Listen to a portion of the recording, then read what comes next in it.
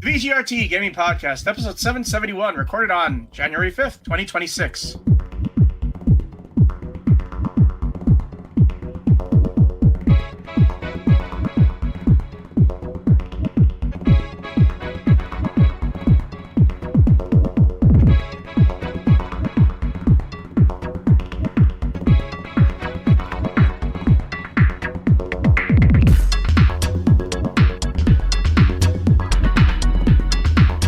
Welcome to the 771st edition of the TJ Gaming Podcast and 604th episode of Video Game Roundtable. I am TJ Dunzer. I am Scott Dirk. And I am Jonah Falcon. The VGRT Gaming Podcast focuses on game news from around the industry and a gaming flashback. Right. So, it's a new year. There's not really much to talk about. So, we'll talk about what we've been playing. TJ, what have you been playing? I finished up Dispatch. Well, no, I already talked about that before. Let me see. What have we been doing? I've been working my way through Silent Hill F. I like that game. It's a good Silent Hill. Very different from any of the other ones. First off, Yes, obviously 100% more Japanese schoolgirls. Yeah.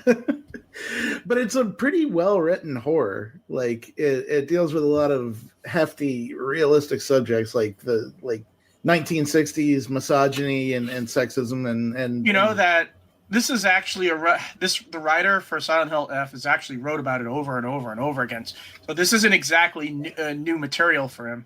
Yeah, they have done a lot of horror suspense stuff, and their series is pretty good. It's called Umineko.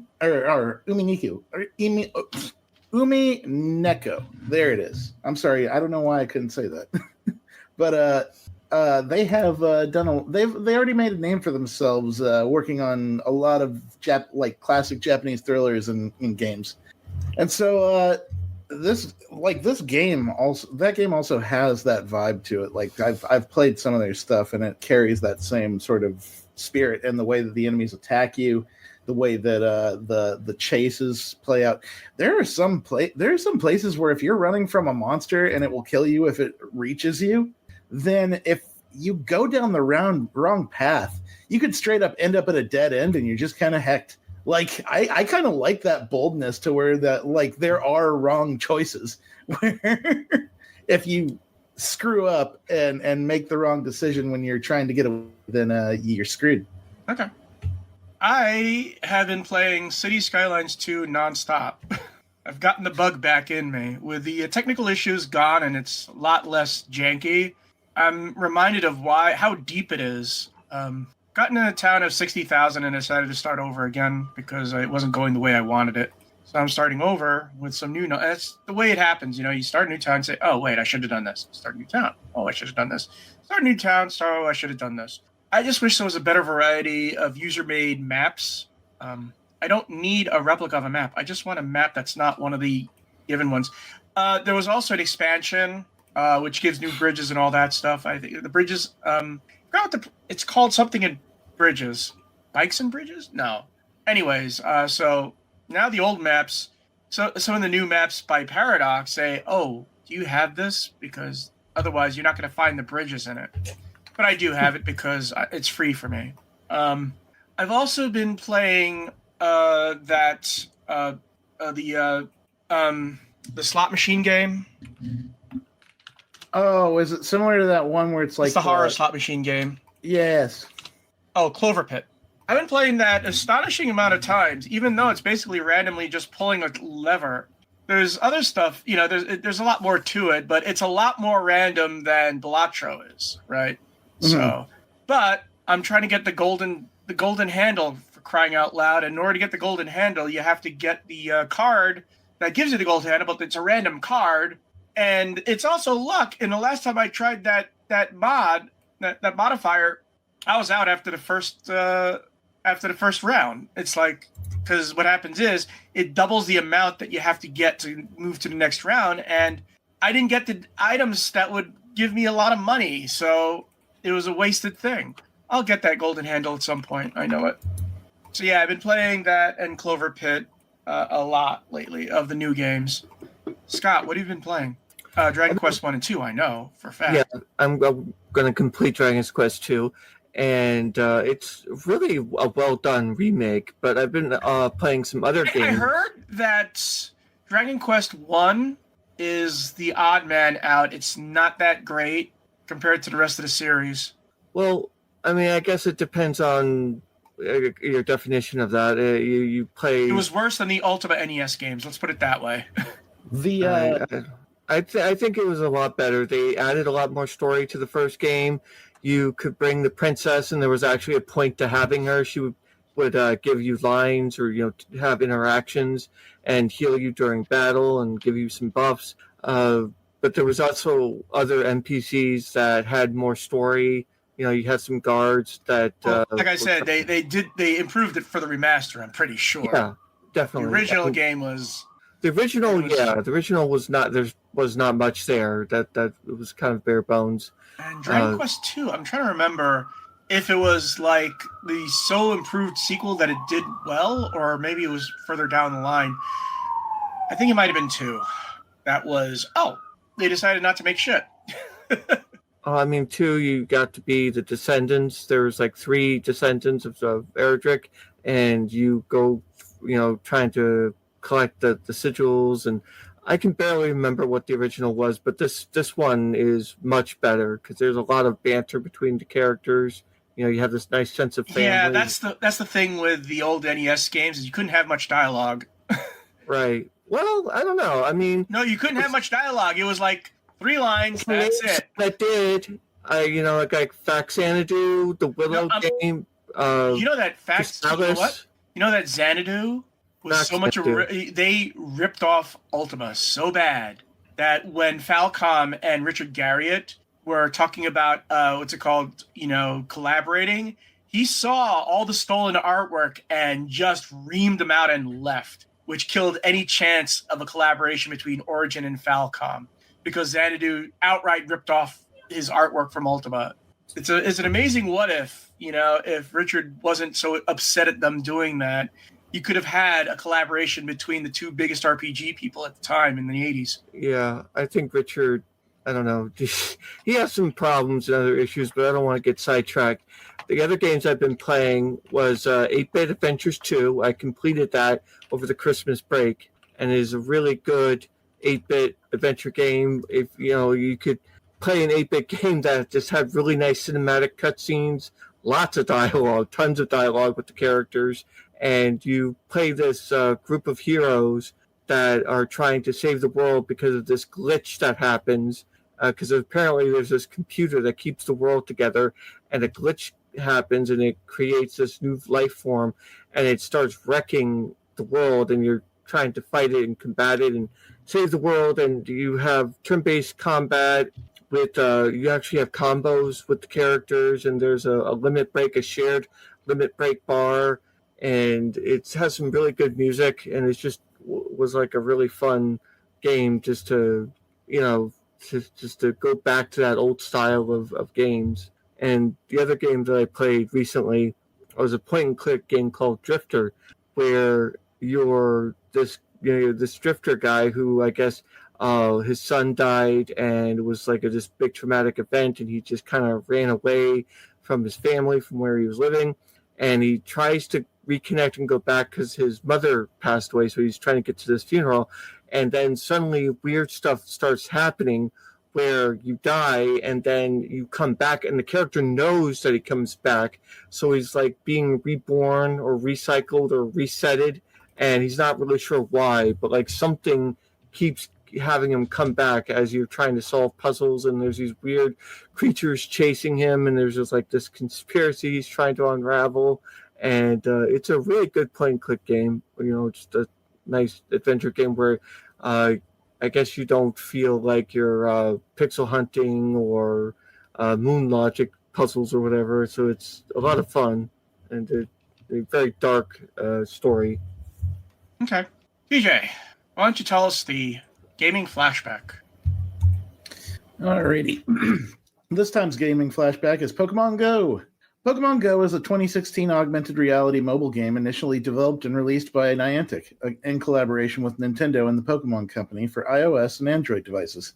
It uses the GPS on mobile devices to catch, train, and fight Pokemon, and it imitates the player's actual location.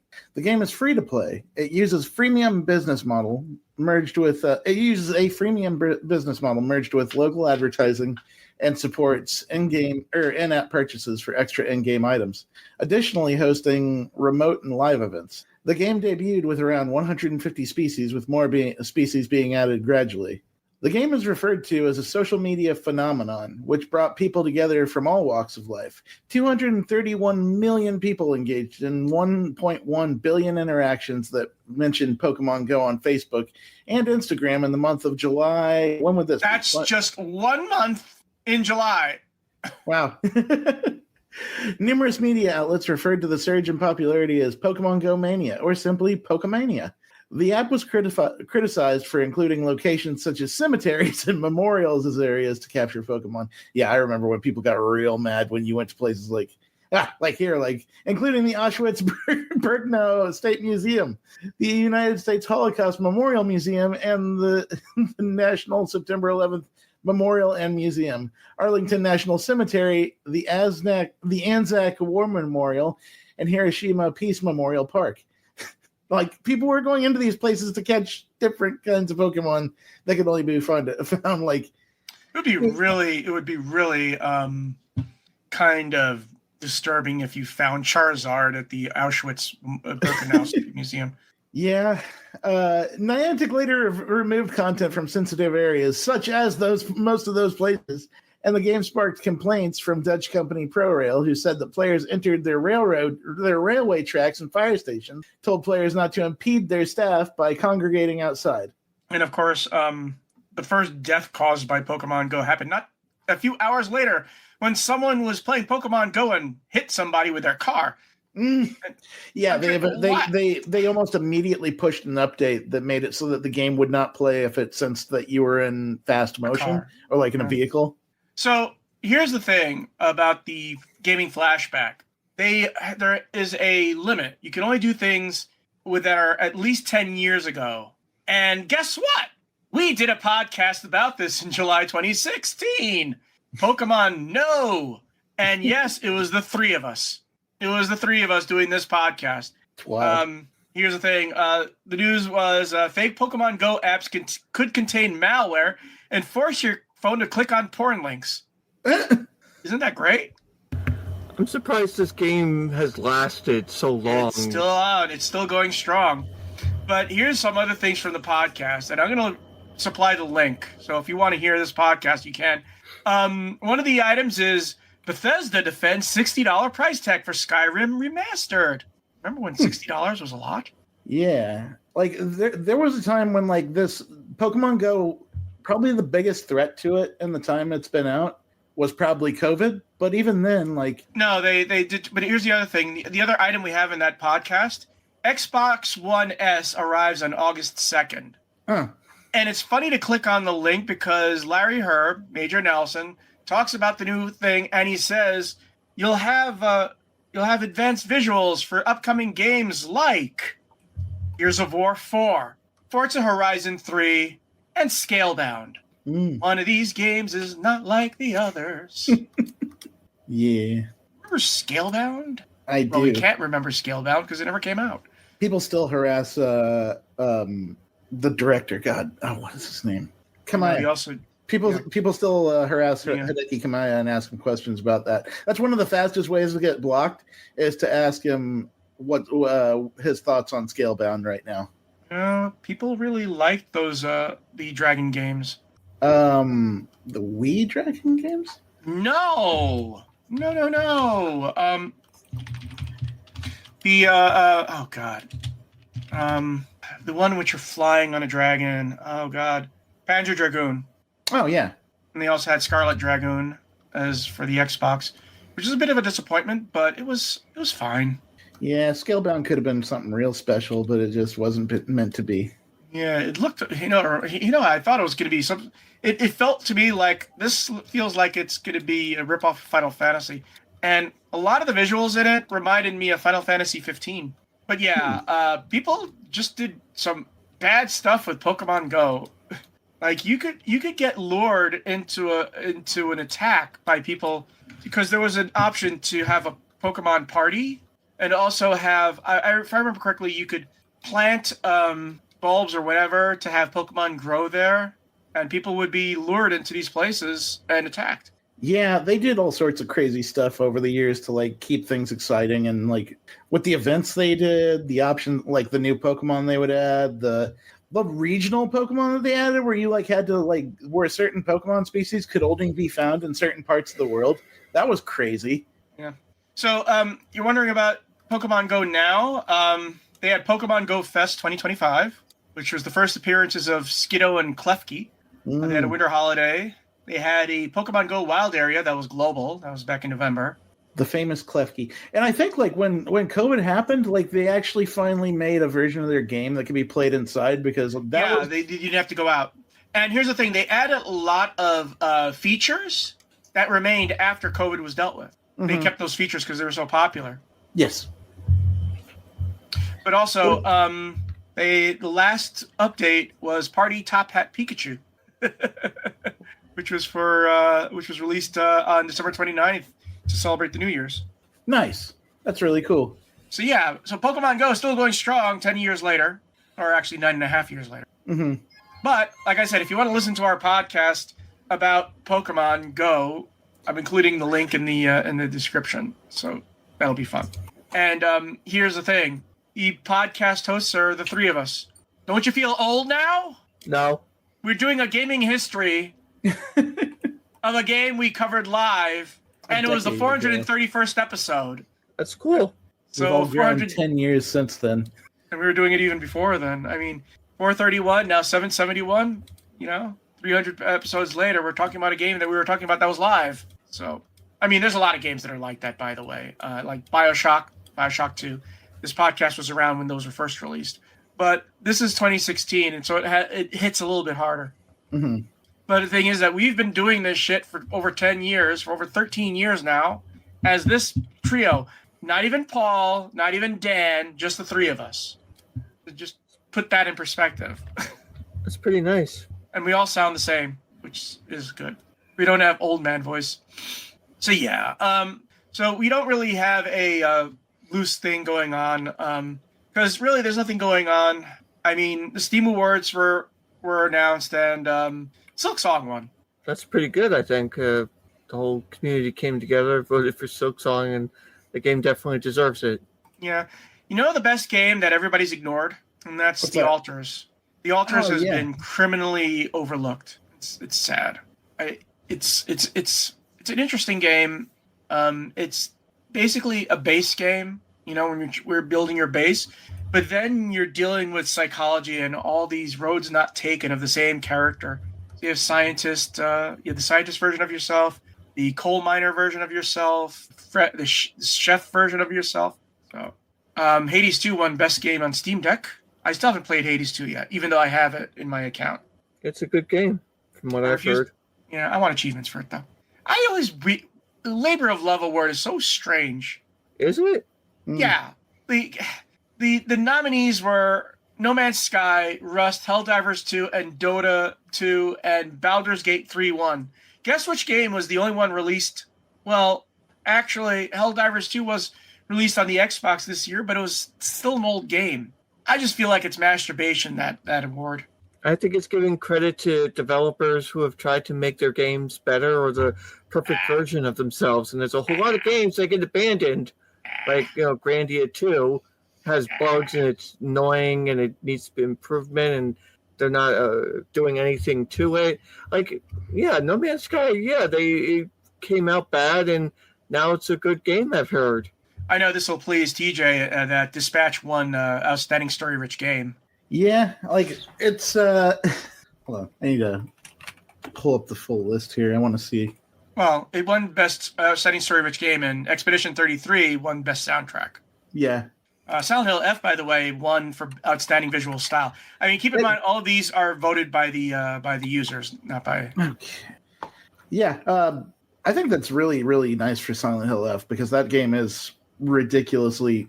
For being a Silent Hill game where it's usually drab and foggy, and they really did, go out of their way to make it like they hit a visual aesthetic with it, with the red flowers throughout the game that is really appealing. But here's where I really don't care about fan votes, because you know what won most innovative gameplay? Arc Raiders. It's an extraction shooter. What the hell? There's nothing special about it. It doesn't even do anything innovative in that space. The only thing, it's PvP and PvE. Actually, PvPvE. That's nothing special. Every other extraction shooter still does that. Like Hunt the Showdown still does that. I mean, Blueprints, at least it's an innovative puzzle game. I still haven't completed that game. It's just like I got to a point in which it was just too much work waiting for the right number of random things to go my way. That's the one thing I don't like about Blueprints is that, because I've seen where you can actually, once you get enough items, you can do it on the first day. I would have liked to have seen something like, I don't know, the Seance of Blake Manor or like Look Outside get some love when it came to innovation and gameplay, because those were fun. They're both super indie, but like Look Outside is a Cronenberg horror game, like set as like a 16-bit SNES RPG. I think Trails Through Daybreak and the Sky First remake were innovative with their combining turn-based and action combat and keeping it part of the story at least for the Trails Through Daybreak game, because you're like pausing time to do the turn-based, from the action. And I thought that was interesting. Even like there's this indie beat 'em up from the people who made Streets of Rage 4 called Absalom that mixed roguelike into a beat 'em up. And it didn't hit well with everybody, but it did hit well with a lot of people. And I think that of itself, like mixing those two things into one working model, is something that I really haven't seen in that particular set of genres before. So that was interesting. I don't know. Like there are so many things that you could have picked this year or last year that were more interesting and innovative than Arc Raiders, which does like everything we've seen in other extraction shooters. From what I could tell, there seemed to be a lot of upset people that I guess that Expedition 33 was going to beat Arc Raiders. They I don't know. There was just a group of the fandom, I guess, that wanted Arc Raiders to win. I don't know. They're just obsession. See, the thing is that the article says that having it under innovative gameplay was the only way that the fans felt that they could give it a some love. So it was an interesting game for games because I won't say it's the worst game of 2025, but it is the most disappointing. That's Civilization 7. Oh yeah. Because here's the thing. Now they do it so that you can keep the same civilization through all the ages, but that doesn't stop the fact there are 3 ages and there's a hard stop between each one. That it doesn't matter that you are forced to change your civilization. It's the fact that you have to hard stop and then everything gets reset, kind of, sort of, and you don't know what you're going to keep. Like I said, the main problem with that game was it was built to be a live service game and to be multiplayer, and Civilization is not supposed to be friggin' multiplayer. You're supposed to have wildly unbalanced civilizations. Yes, there's multiplayer, as Scott very well knows with the Turncast, but it's not meant to be, it's not meant to be balanced. Because you know what happens when you balance things? All the civs become the same. Although I will say, for a long while, all the civs were the same. If you go back to Civilization 1, Civilization 2, and Civilization 3, the civilizations had no special abilities. They were just different wallpapers. Yeah, it does that thing like where I get... It's like, it's okay when I start the game. It's fine when I start the game because like none of the problems really bear their head when you're playing through that first age. But as you break into the second and the third age, it starts to feel like, this isn't quite what I want. Like, and it keeps happening. Like, you just keep having those, this isn't quite what I want moments. And it's not that, like, everything is so terrible that it's just a broken, shitty game. It's just that there is so many of those, this isn't quite what I want moments that it eventually becomes, I would rather just play Civilization 6 then. And all the UI were shit. And how many people went back to Civilization 6 after Civilization 7 came out? I go all the way back to Civ 4. Dan Quick hasn't played a second of Civ 7. He's still playing Civ 6, and I keep on seeing him popped up playing Civ 6. I don't know how many friggin' hours he has. He has 2,000 hours by that time on this thing. It's just a matter of so many micro disappointments. There you go. Go ahead. Go ahead, Scott. I say you'll have to ask Dan what his end of year wrap is, see how many hours he's put into the games this year. Oh, we can find out if we want to. All I know is he's just playing the crap out of that, probably on the hardest difficulty. I can't do that. I just play on Prince and leave it at that. If I do play it. I mean, I don't play Civ 6 much anymore, but occasionally I'll get into it. But, yeah, I haven't been into the Civ mood a lot lately. I've just been playing my RPG games. Yes. Yeah. So let me ask you a question, TJ. What's up? Is Fatal Fury still as hot as as it was when you first played it? Jonah, I thought about talking about it as my game that I was playing because, like, I came into 2026 this last weekend and I was like, I'll see where my skills are. And I jumped in and I've been playing. So, like, the thing that got me back into Fatal Fury, City of the Wolves at the end of the year last year was that my favorite character in, like, all of fighting games came to the game, which is Joe Higashi. He's a Japanese kickboxer that has been in the Fatal Fury series since the very first one. So they put him in there. I was doing a preview of the game for another character that had come out, and I see him sitting there, and I'm just like, I gotta try. I gotta see what he's about. And dang it, I have not stopped playing him since I started because I am addicted to his moveset, and I love using it to pummel people. It's one of my favorite movesets in fighting games, just because he has he does an uppercut that creates tornadoes, and that in of itself is just dope to me. It's just fun. I like playing him, and I've been doing pretty good at. So you like juggling? I do, because he has a lot of kick attacks too, where he'll do a rising knee attack that lifts them into the air, and then you combo and do his tornado upper, which. Actually, it's called the Hurricane Upper, which in of itself is I love the name of that move as well. The Hurricane Upper is just dope. So I've been playing a lot of Joe Higashi and City of the Wolves. I got my first perfect of the year, and I recorded that and posted it on social media. But I don't know if I'm going to play. I don't know if I'm going to do Evo competitively this year. I'm not really crazy about all the changes. What changes? Saudi Arabian company bought half of Evo and is now co-owners of it. Okay. Actually changing the competition or what? Well, the problem with that is that there has been a growing concern that Saudi Arabia, with its long history of controversial politics and activity, is buying up game companies to try to cover up and bury that history. And they call it sports washing. It's failing because I don't know if you know this, but Bruce Koepka left the LIV and the LIV golf thing is dead. Yeah, and I mean, they're it doesn't stop them from trying because Saudi Arabia is an endless pit of money, and I don't know. It's just that there's just so much you can do with money, but the only person who's staying is Bryce DeChambeau because basically it makes him a big fish in a small pond. And that presents the other side of the problem here, is that they have all that money and they have none of the passion that goes with the things that they're buying. Yeah, I agree. That's one of the worst things about the gaming industry. Look at FIFA. All those stadiums they built are rotting. And look at Fatal Fury. How much did I say I love that game and hate that game in 2025 because of the decisions that they made, which I'm sorry, but Saudi Arabia owns SNK, owns a large portion of SNK that allows them to influence the decisions there.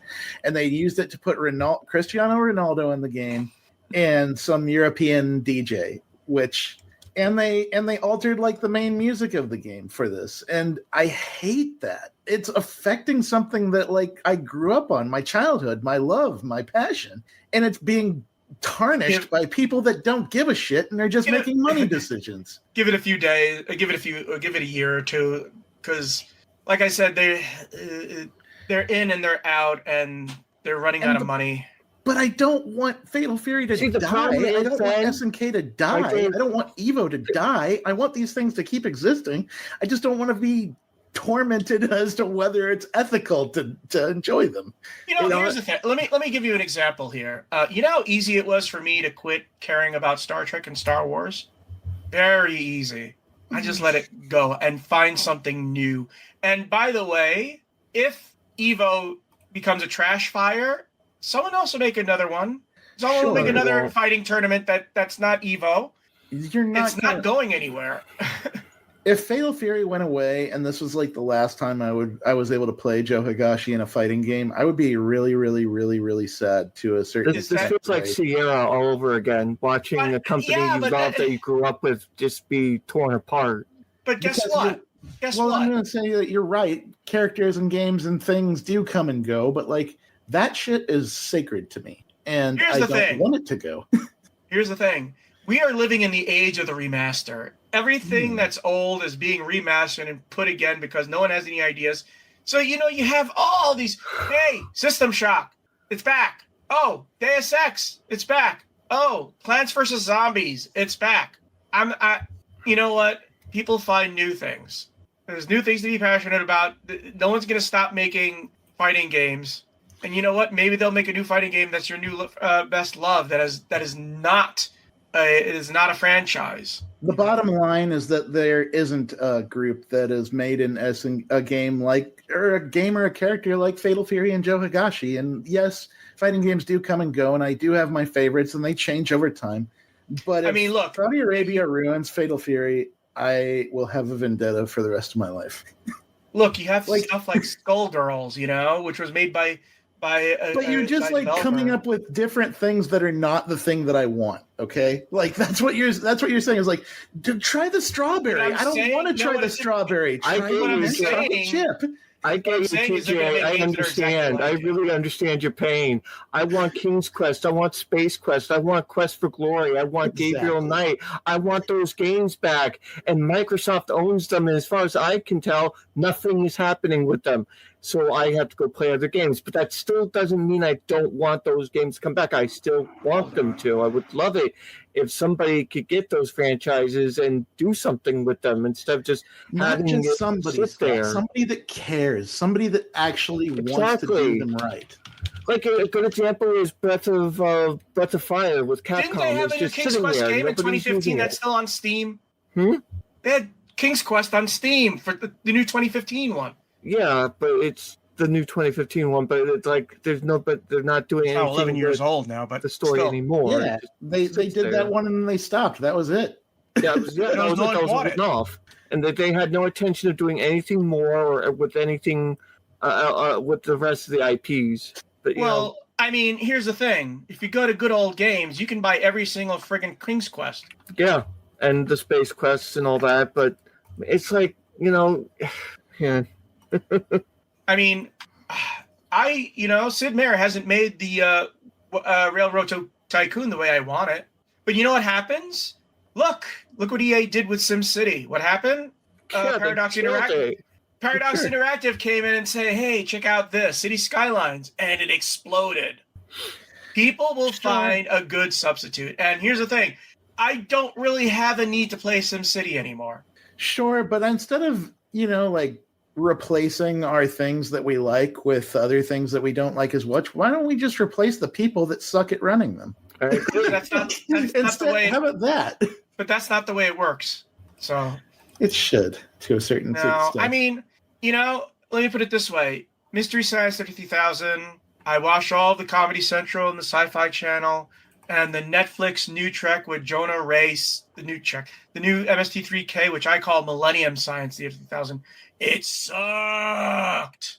I don't need things revived. Stop reviving things. I want new things, because the only thing that can happen is that the new thing will not be up to your standards and you'll hate it.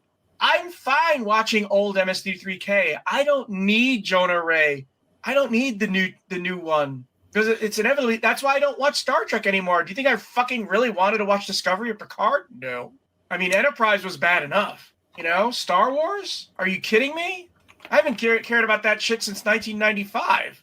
So before City of the Wolves came out, the last time I had another Fatal Fury in which I could play those characters was 1999, and so it was 25 years before I could go back to this series with something. So, just wait for the inevitable remaster, and boom.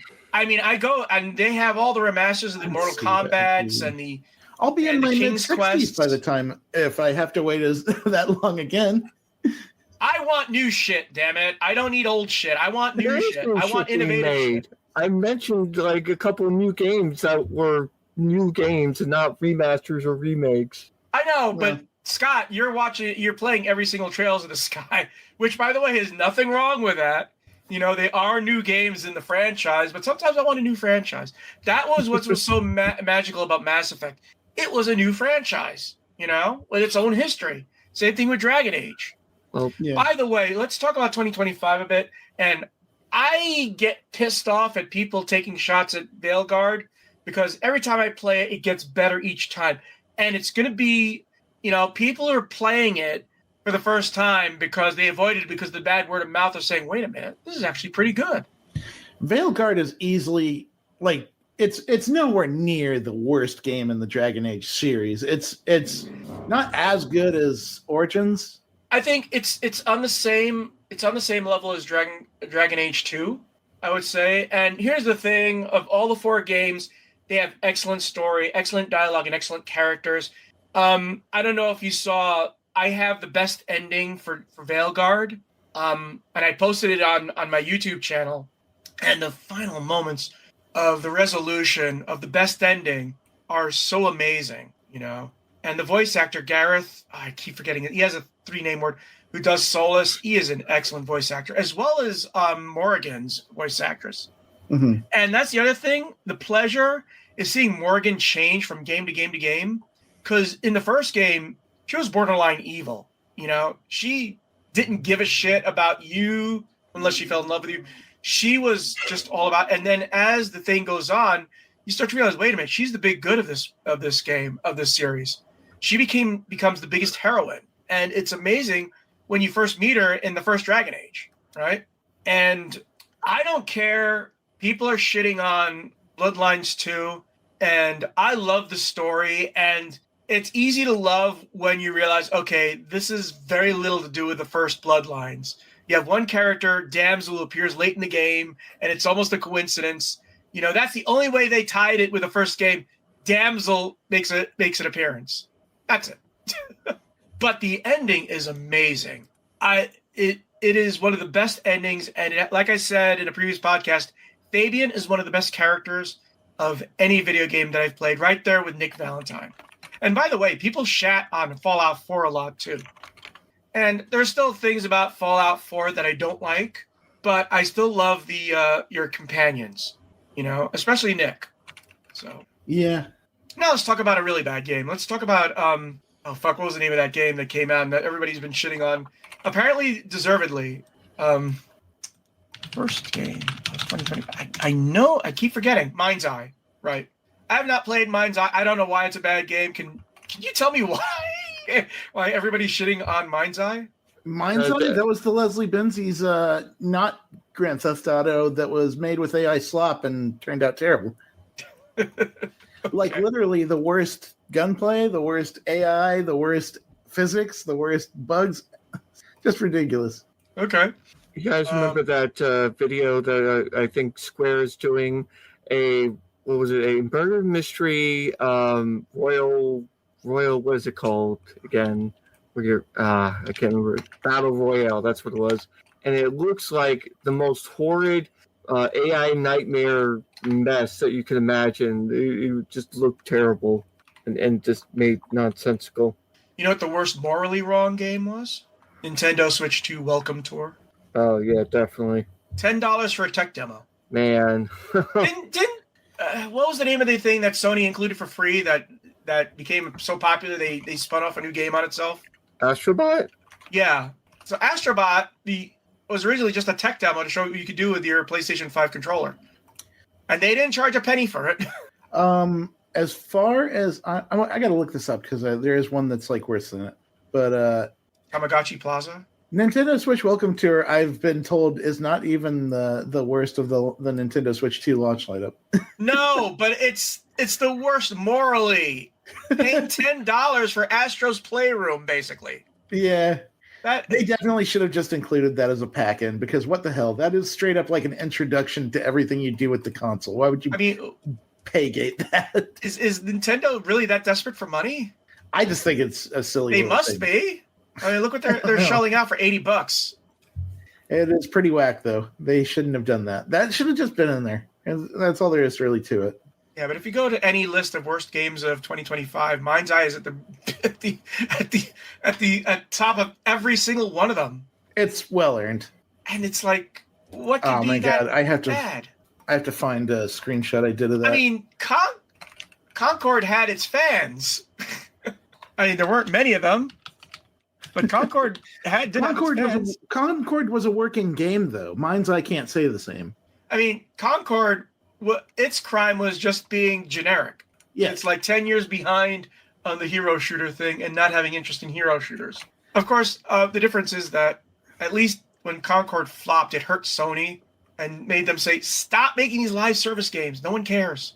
The people won't see it, but there's the visual bugs in Mind's Eye are so bad that they're comparable to like straight up some of Ubisoft's worst video game bugs. They make them look tame. Or rather, they look about the same. So I know what probably the worst disappointment for you is, TJ. It has to, because you were high on that game for so long, and then it just came out with a wet fart that's killing Floor 3. Man, I really expected more. Like, I didn't hate it as much as other people did, but other people hated it. No, but here's the thing. Sometimes mediocrity is worse than being bad, because remember, Mighty Number 9 wasn't the worst thing in the world. It was just mediocre. Yeah. And people they wanted that new Mega Man something so bad. And it really did. I remember that campaign, and people were just so disappointed with how far below their standards it was for Mega Man. And I remember 20XX and 30XX looked way better as a Mega Man game. And now they're actually getting Mega Man games again. No, I remember TJ was bleeding about 20XX. It's like, oh, don't worry about it. You should see 20XX. It's the game of the year. And yes, you said that, TJ. I remember. 20XX. You don't remember? Oh, yes, I did like that game. It's sort of like if you need a cure for Mighty Number 9. They had a really tight action platforming set up to them. Like they understand good Mega Man movement, because like 20XX, 30XX, which is a sequel also. Yes. Like they understand how Mega Man works and the movement and how important it is to making that game feel good.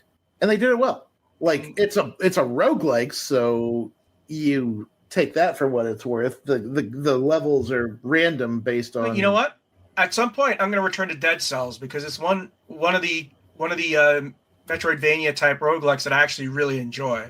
Mm-hmm. Then we have August 26th last year, the day that the console wars officially ended, because that's when Gears of War Reloaded landed on the PlayStation and Helldivers 2 landed on Xbox.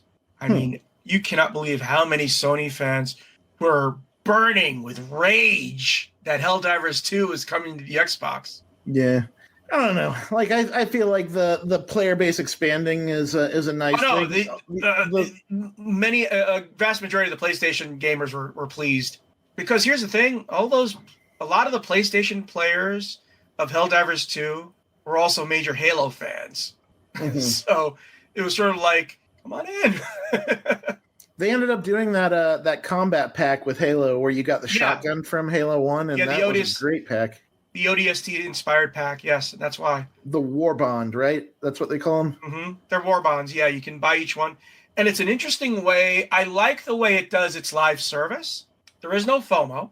Once a War Bond comes on, it stays there forever. And each of the War Bonds gives you access to a type of gameplay. Oh, you want to be an explosive player? Do you want to be a shotgun type player? Do you want to do this kind of play? Do you want to do that kind of play? And people exchange their builds all over the place, you know? You don't need to buy every build. You just need to buy the right build that you like doing. Mm-hmm. So my worst game... Cool ones. I was partial to the Tesla shotgun. My worst game of 2025 was not necessarily a bad game, but I hated Borderlands 4 with a white hot passion. Borderlands 4, yeah, like a lot of people are down on it. From a technical standpoint, on a PC, didn't matter how good my PC was, it ran like shit. Yeah, just absolutely awful optimization on PC. 10 frames per second, too much. Why didn't you reach out to Randy Pitchford? Fuck him. Randy Pitchford and have him walk you through how to optimize your PC build? The way to optimize my PC build was to get to an 800 by 600 resolution. And even then it was optimized like shit. And even if it was running perfectly, there's just so much claptrap I can stand. If you had just reached out to Randy on Twitter, he would have talked you through how to make the game work on your specific setup. Fuck him. like he did for several others. Fuck him. I don't care. I never understood. I played the first Borderlands. It was okay, and it just got progressively worse. And I couldn't understand the love for Borderlands 2. I really don't know why. Handsome Jack. That's the big thing. I will say I loved Tales from the Borderlands by Telltale because they know how to fucking write. And Handsome Jack was no longer an asshole. He was just a devious son of a bitch. But he made sense. And of course, who couldn't love the finger gun sequence? That's an all-time great video game history moment. So yeah. But then you have the other thing that angered Nintendo fans to no end. And that was selling Super Mario Galaxy 1 and 2 for $80 or $40 or $50 separately. That was taking oceanic amount of piss. And one of the characters you couldn't have without the amiibo. The Nintendo fans have been very salty this whole year, I think, over just everything. The Mario Kart World, the Donkey Kong Bonanza, that plant camera thing that's apparently really crappy. And what was it? Let's not even get into Pokemon Legends ZA. There's like a C button to share your camera or something at any point on the controller. Yeah, the chat button. People hated it. It's just silly. It takes a piece of the controller that's just. I use it like I think I've used it once just as a gimmick, just to see what it did, and I have never gone back. I think I've tapped it by mistake, but it doesn't really do anything if you don't have a webcam equipped. Okay. So it seems pointless. Yep. Here's a question for you, Scott. Have you ever gotten into Europa Universalis? No, I haven't. Yeah, I try to, but it's grand strategy, not 4X, and it's sort of like. But the thing is that people are just raving about Europa Universalis I remember 5. people raving about it. It doesn't really seem like my cup of tea. And again, I've been playing my RPGs more than 4X or that grand strategy game. I don't know, not interested.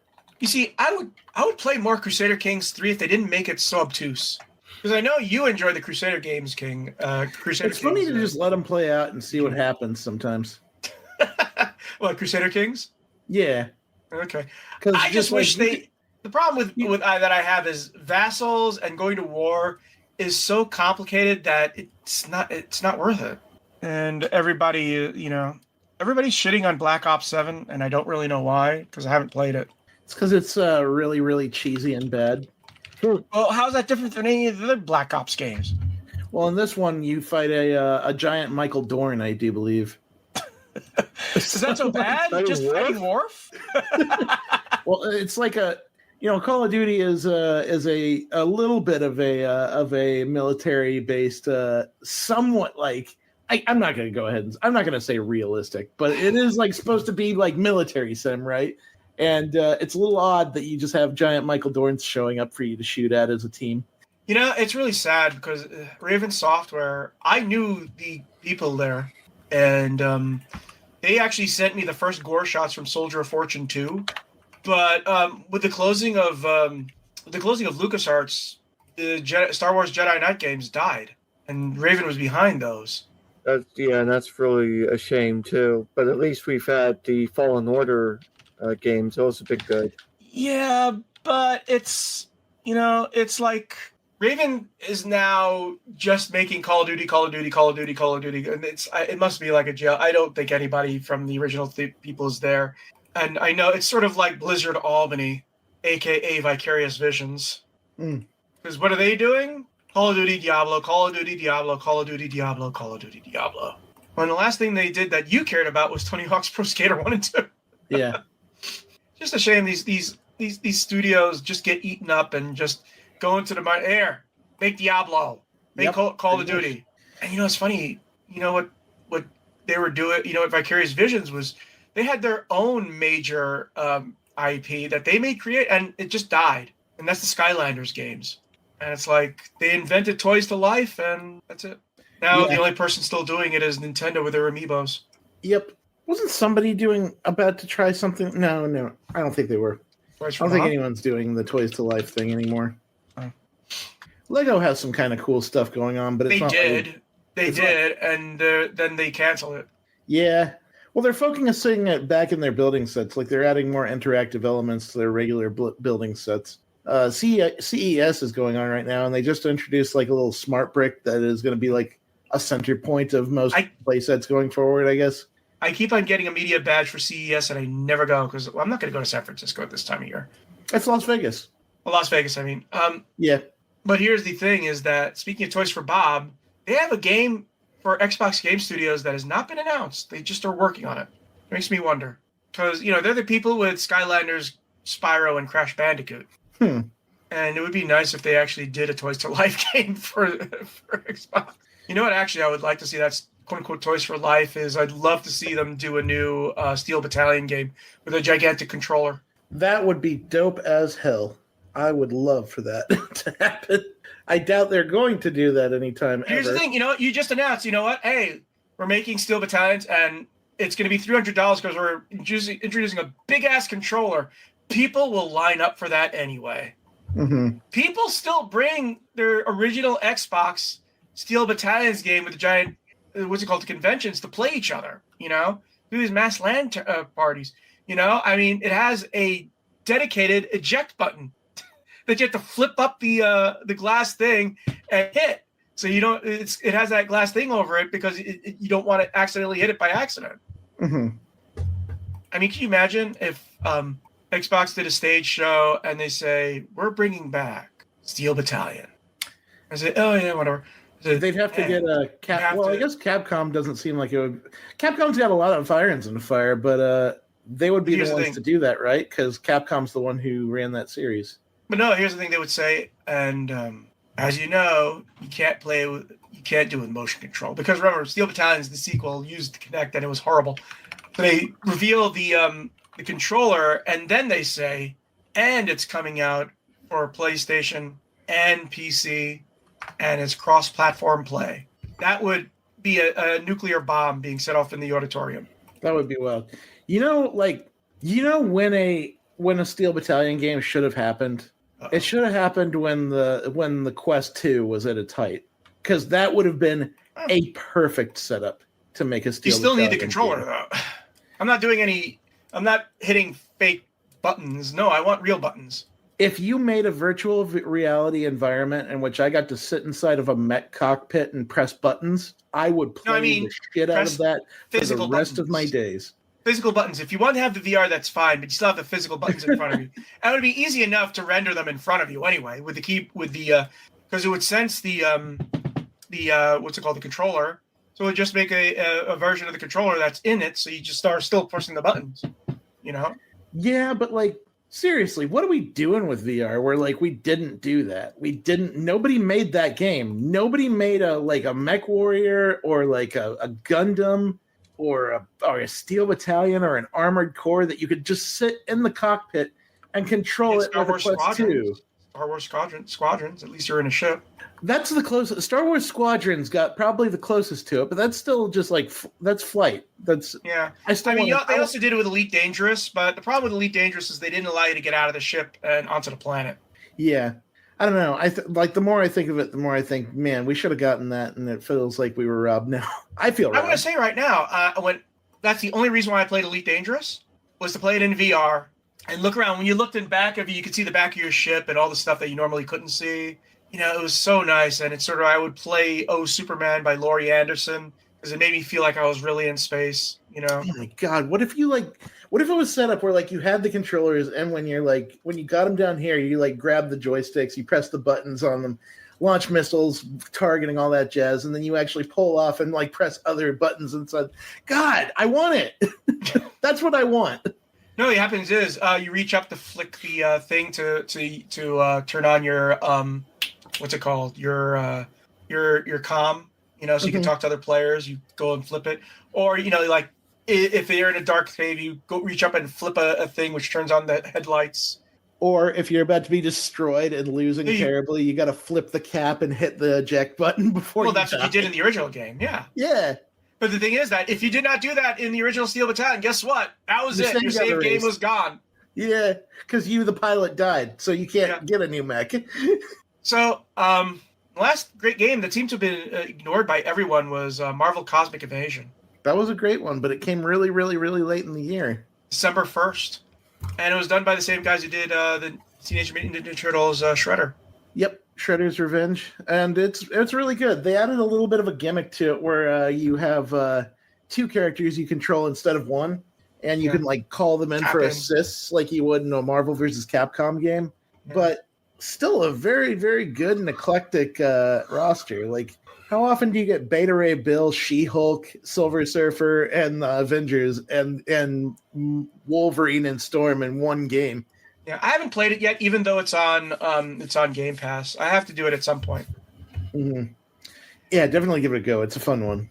Anyways, if Scott's yawning wasn't a clue enough, look for our show notes at gamingpodcast.net along with the industry news and our gaming history articles.